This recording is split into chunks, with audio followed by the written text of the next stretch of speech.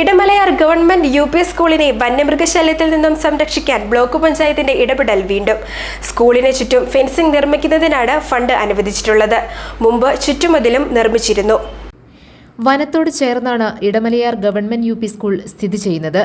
ആനയുൾപ്പെടെയുള്ള വന്യമൃഗങ്ങളുടെ ആക്രമണം സ്കൂളിന് നേരെയുണ്ടായിരുന്നു.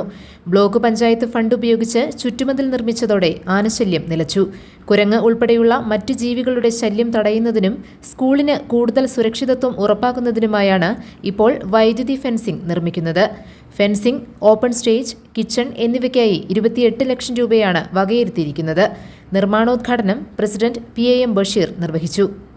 ഞങ്ങൾ ഈ ഭരണസമിതിക്ക് തുടക്കം കുറിച്ച് ഇവിടെ ഈ സ്കൂൾ സന്ദർശിക്കാനിടയായ ഒരു സാഹചര്യത്തിൽ ഇവിടെ ചുറ്റുമതിലില്ലാതെ വന്യമൃഗങ്ങൾ യഥേഷ്ടം സ്കൂൾ സമയത്ത് പോലും ഈ സ്കൂളിലേക്ക് കടന്നു വരുന്ന ഒരു സാഹചര്യത്തിലാണ് ബ്ലോക്ക് പഞ്ചായത്ത് കഴിഞ്ഞ സാമ്പത്തിക വർഷത്തിൽ ഏകദേശം 30 ലക്ഷത്തോളം രൂപ ചെലവഴിച്ചുകൊണ്ട് ഇതിൻ്റെ ചുറ്റുമതിലും മറ്റ് അനുബന്ധ പ്രവൃത്തികളും നടത്തിയിട്ടുള്ളത്.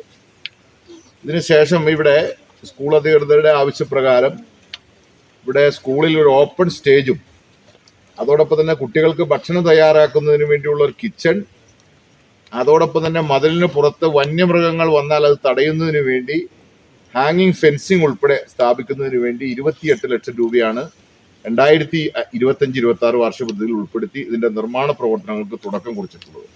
വൈസ് പ്രസിഡന്റ് ഡയാന നോബി അധ്യക്ഷത വഹിച്ചു. Jomy Thekkekara, Sally Aib, James Korampel, Nisamol Ismail, Binsy Mohan, Raju Raman, Thomas Antony, PI Paily, Sabu Jose, Joby Karamcheri, Anand P Nair, GR Rajesh Kumar, Sarika Raju എന്നിവർ പ്രസംഗിച്ചു. GTV news, Vadattupara.